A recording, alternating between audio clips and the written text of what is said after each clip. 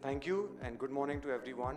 It is my honor to welcome all eminent speakers to this session on Viksit Bharat, India at 2047 through the prism of steel sector.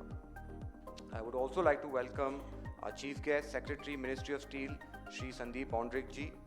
I also warmly welcome Chairman SAIL, Shri Armendra Prakash ji, and I also extend a warm welcome to all dignitaries on and off the dais. The evolution of India's modern steel industry is truly an inspirational story. It mirrors the country's resilience and growth, embodying perseverance and innovation. From humble beginnings to becoming the world's second largest steel producer, this journey reflects India's accelerated progress towards becoming a self-reliant and developed nation by our 100th year of independence, which is 2047. The steel sector is often considered an indicator of economic progress because of the critical role it plays in infrastructure and overall industrial development. It's no coincidence that steel is the only metal represented in the index of 8 core industries. Its performance is directly linked to our country's GDP growth with a multiplier of 1 to 1.5 times. And I foresee this growth accelerating, driven by rising domestic consumption, strategic investments, and forward-looking government policies. For the last 3 years, the steel sector has experienced the fastest period of growth since the global financial crisis.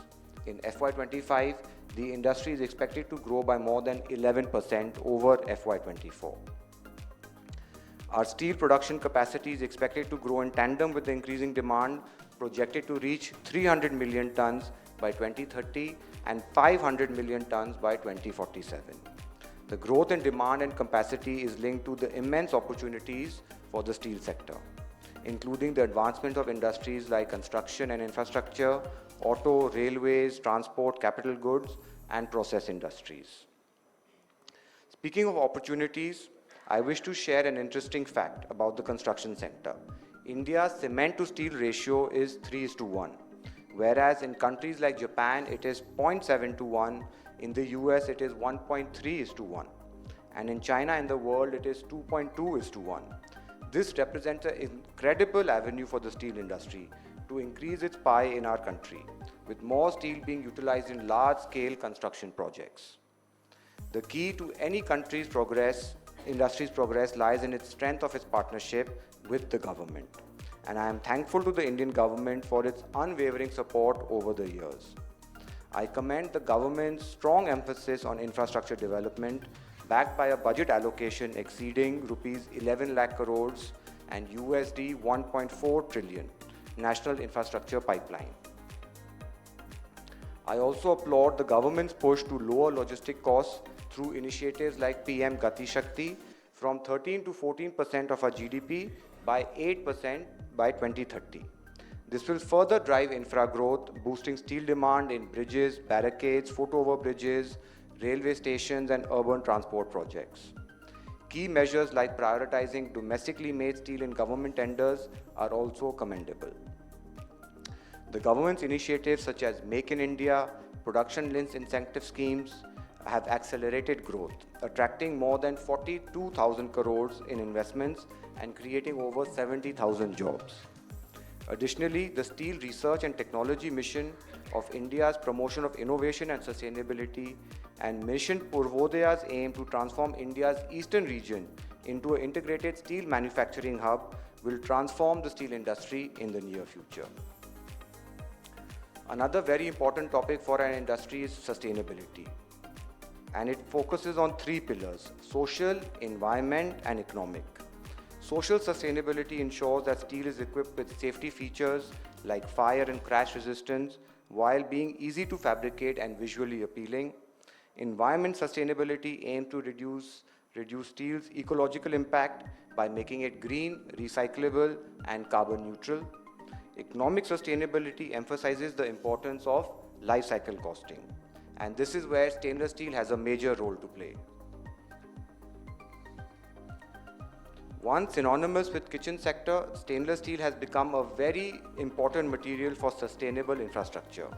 Globally, over the last 40 years, stainless steel consumption has grown by a CAGR of 5.3%, outpacing all other metals.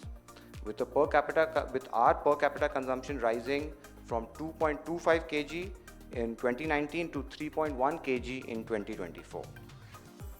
Stainless steel demand is projected to grow from 4.5 million tons to 20 million tons by 2047, driven by diverse applications. And I'm also sure with the support from the government, including a request for a dedicated national stainless steel policy, the stainless steel industry will continue to play a pivotal role in India's growth journey. As I conclude my speech today, I wish to leave all industry members with a few suggestions. The Indian steel industry, deeply interlinked with MSMEs, is crucial for national growth. To remain competitive domestically and internationally, we must continue to own and develop the steel ecosystem by uplifting MSMEs, investing in upskilling, and augmenting industry-academia partnerships. Digitalization is no longer just an option. It is essential for efficiency and business viability. Advances in AI, IoT, blockchain, automation also must be harnessed to unlock our true potential. Simultaneously shifting global trade dynamics, particularly the import of low-priced steel from nearby countries like China and Vietnam, will need to be countered to continue our growth path and create a level playing field for the industry, particularly the MSME sector. While government initiatives like BIS and QCO are very helpful, addressing capital and logistic costs will further enhance our efficiency. As we collectively push boundaries, I am sure India's steel industry will meet national aspirations and set global standards of excellence. I am very excited about all that we will be able to achieve very soon together. Thank you. Jai Hind.